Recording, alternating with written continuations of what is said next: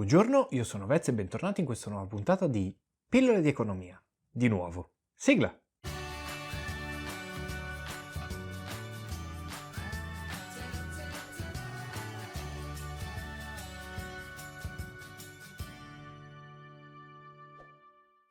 Usciranno altri 2 pillole di economia nei prossimi giorni e poi ci sarà una bella sorpresa domenica. Detto questo, passiamo all'argomento del video. Oggi parliamo di holdings. Faccio una piccola premessa, poi spiegherò effettivamente che cos'è e alla fine farò un esempio abbastanza attuale. Tempo fa abbiamo parlato di azioni nel video che vi lascio qui in alto a destra. Riassumo più o meno il contenuto. Le azioni non sono nient'altro che quote di partecipazione al capitale sociale di un'azienda.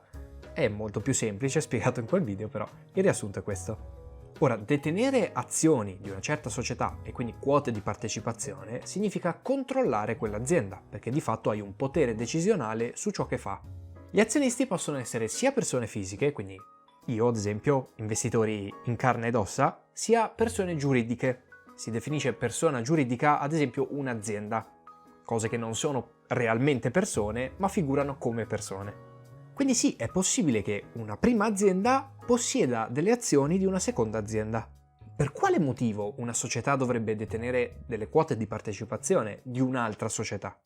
Un primo motivo potrebbe essere banalmente la speculazione. Io che ho la mia azienda di grissini compro 10 azioni della Microsoft perché so che sta per uscire la nuova console, non so neanche come si chiamano, Xbox qualcosa, non ce le ho. Sta per uscire sul mercato questa nuova console e sicuramente il titolo di Microsoft schizzerà in alto di valore, quindi a quel punto rivenderò quelle 10 azioni. La speculazione non è nient'altro che comprare delle azioni per poi rivenderle a un prezzo superiore. Non solo, perché possedere delle azioni di una società significa quasi sempre anche avere diritto ai dividendi. Se una società distribuisce i dividendi, significa che sta distribuendo la ricchezza che ha guadagnato durante un anno. In pratica è la distribuzione degli utili. Se non sapete cosa sono gli utili, c'è sempre il video qui in alto a destra. Attenzione però perché non è automatico guadagnare da questo genere di operazioni. In primis perché non tutte le società distribuiscono dividendi e soprattutto non lo fanno tutti gli anni molto spesso. Il secondo punto è se io compro azioni Microsoft e la console va da schifo e non la vendono, le azioni Microsoft perdono di valore, quindi se io poi le rivendo ci perdo dei soldi. Detto questo, un altro motivo per una società di possedere azioni di un'altra società è quella di poterla controllare, ed è questo il caso delle holding. La holding non è nient'altro che una società creata con l'obiettivo di detenere quote di partecipazione di tante altre società e detiene le quote di partecipazione di queste società non perché vuole rivenderle in un secondo momento per farci un guadagno, che non è detto che avvenga, ma perché vuole controllarle. Una holding quindi si pone come capogruppo di un gruppo di aziende. In pratica quindi ci sono delle aziende che hanno in comune il fatto di essere controllate da una sola società. Ora, la principale ma non univoca classificazione delle holding vede la differenza tra holding operativa e holding finanziaria. La holding finanziaria fa solo quello che abbiamo detto fino adesso, quindi compra le azioni di diverse società per detenerne il controllo e anche avere diritto alla distribuzione dei dividendi. La holding operativa invece ha in più il fatto che essa stessa produce qualcosa, quindi beni o servizi di per sé, senza appoggiarsi direttamente alle altre aziende. Ora, in Italia esistono tantissimi gruppi di imprese, cioè imprese controllate da una holding.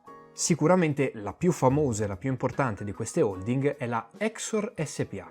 Exor possiede le azioni di veramente tantissime società. Le più famose sono sicuramente la Juventus, Fiat Chrysler, la Ferrari, The Economist, che è un settimanale, PartnerRe, che è una società di assicurazioni, eccetera, eccetera. Per darvi solo due numeri, la Juventus fattura 620 milioni l'anno, la Ferrari fattura 2,8 miliardi l'anno. Come avrete sicuramente intuito, quindi Exor non è una piccola società, è assolutamente un colosso. E indovinate dove ha la sede sociale? In Olanda. E no, purtroppo l'Olanda non è una scelta casuale. Sappiamo bene che è un paradiso fiscale, e dei paradisi fiscali ho già parlato nel video qui in alto a destra. Mi sono già espresso abbastanza a riguardo, quindi andiamo al succo, ai numeri che tutti quanti aspettano. Exor SpA è la 19ª società al mondo per fatturato. Ha fatturato 143,2 miliardi di euro nel 2018 con un utile di 5,4 miliardi. Ultima chicca finale che volevo dire alla fine di questo video. A parte PartnerRe, che è la società di assicurazioni, Exor SpA non possiede il 100% di nessuna delle aziende controllate. Possiede una quantità di azioni sufficiente per controllare le decisioni dei consigli di amministrazione di tutte queste aziende, ma non ne detiene il 100%, anche perché molte di queste aziende sono quotate in borsa, quindi anche persone come noi, piccoli risparmiatori, possono comprare azioni di queste società. Bene, per questo video è tutto, io spero che non sia stato troppo tecnico e che vi sia piaciuto, e soprattutto che l'abbiate capito. Se così fosse, vi invito a mettere like, commentare, condividere, iscrivervi, attivare la campanellina e soprattutto, come al solito, tra poco appariranno degli altri riquadri con altri miei bellissimi video, quindi andate a guardarli.